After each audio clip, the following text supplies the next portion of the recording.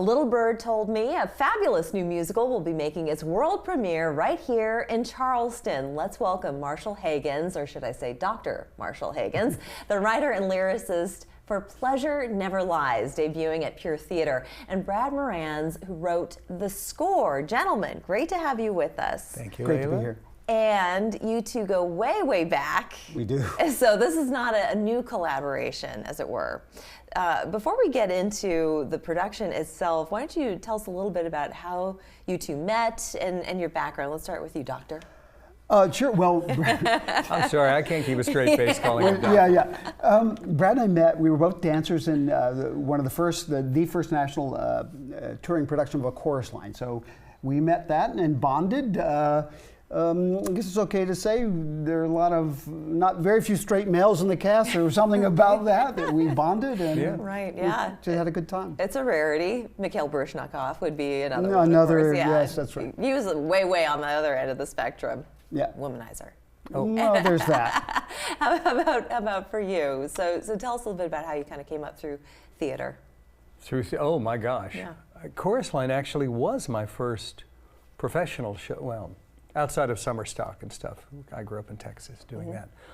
But yeah, got into Chorus Line, and was it 78 or 79? Something, I think, 79. So we get confused over that. Yeah. But yeah, and then we met and it instantly went, we share a lot of common interests besides the obvious one. Yes. And and it wasn't long after that that we realized I had been writing music for a long time. And Marshall had always wanted to write words, as far as I know. Yeah. And he said, well, we both said, why don't we try to write something together? So we were starting to do that in the early 80s. Oh, goodness. Yeah, we we were wrote writing songs back then. pop music, you know. Really? and stuff. Yeah. Oh, wow. Okay. Now, and I keep referring to you as doctor. You do have a PhD. Yes. And your He is path a took doctor. a very interesting turn through sciences.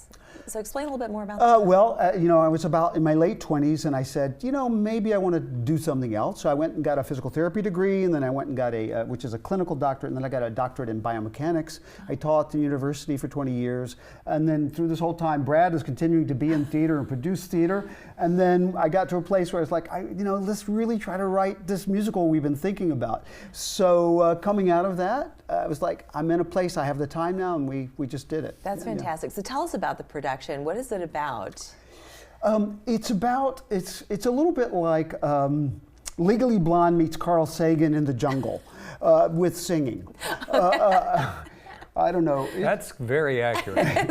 Okay. It is about, Can you make the connection for anybody who isn't familiar with any of that? Okay, Legally Blonde is, well, basically it's the story of a young female ornithologist who has these sort of radical ideas about evolution. You know, most of us think about evolution as... An ornithologist is a study of birds. Birds. Ornithology is the Yes. study of birds. So basically she's a bird scientist. Yes. And she has these ideas about evolution of birds. It's not really a science show. It's kind of a love story, but it has a science kind of idea behind it.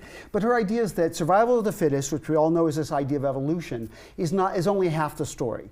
There's also the story of female choice, as females search for pleasure, as females seek a mate. And the female seeking a mate is actually the choice that drives evolution. So it's a story about recognizing how female choice is really an equal driver of evolution, and that evolution may not only be about survival, it's also about beauty and pleasure. So hence the title, Pleasure Never Lies. I will never look at a pigeon the same way ever again. But talk a bit about the process of creating a musical. So you have this idea in your head, you have a storyline that you want to follow as a lyricist and writer. So you write the story, you write the words to the song, and then you create the score to go with it. How do you know what the melody is going to be? Well, he makes up a story out of thin air, right? And then he writes ideas. I think in terms of how the songs come about, we start with ideas by looking at the script and going, where does it feel like you want to shift from storytelling via dialogue and move into song? And then we try to work on that together and go, where does it feel? And then once we find that, we go, well, what is the primary idea that you want to sing about? And then once we do that, he'll go, well, here's kind of things I'd like them to say. Now, they may be structured like lyrics, they may be structured like stream of consciousness, they may be just a thought. and then we'll work on that together a while until it takes form. It's not unlike sculpting where you've got a big block and you go, what are you going to do with that? And that's just something we do together. Where does it come from? Goodness knows. Yeah, I would go mad trying to think of something, you know. Well, in hindsight, as we're in rehearsal now, right? And I literally am sitting at the piano and hearing everybody sing and watching everything happen. I'm going, where did that come from? Did we do that? Oh, that's way too hard. That's complicated. That's amazing. That's weird. a segment. There's a whole segment unto itself. I would actually love to have you come back just to talk about the process of setting a musical and creating the music to go along with it. And just real quick before we go, what does that timeline look like? So you said that the story, the thoughts, the much longer than began a long time ago. But much longer than you might expect. We've been working on the show 5 years.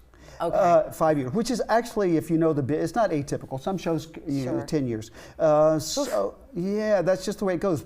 Part of that is just getting it right. Yeah. Part of it is, you know, finding that sculpture that you want it to be ultimately. It's amazing. Well, you won't be disappointed. Pleasure Never Lies. This is going to be debuting April 10th through May 3rd, 7:30 p.m. This is at Pure Theater on Cannon Street. Make sure you get your tickets, gentlemen. Great to have you with us. Thanks, Thank Layla. you. We're back after this.